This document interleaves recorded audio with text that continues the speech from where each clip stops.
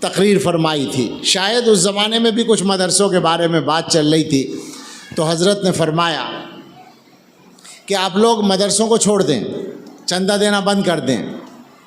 مدرسے بند ہو جائیں گے، اور یہ مدرسوں میں پڑھانے والے جو لوگ ہیں،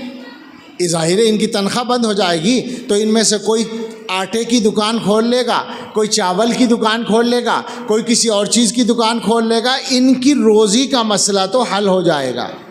مگر آپ کے بچے، یہ حکیم الامت کے الفاظ ہیں، آپ کے بچے 50 سال میں یہودی ہوں گے، عیسائی ہوں گے اور ہندو ہوں گے۔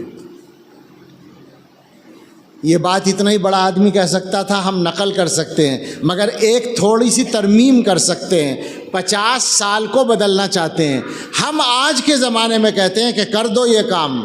5 سال بھی نہیں لگیں گے اولادوں کے مرتد ہونے میں۔ یہ کوئی ہم مزے کے لیے نہیں کہہ رہے، بلکہ یہ وہ سچائی ہے جو انتہائی تلخ سچائی ہے مگر حقیقت ہے۔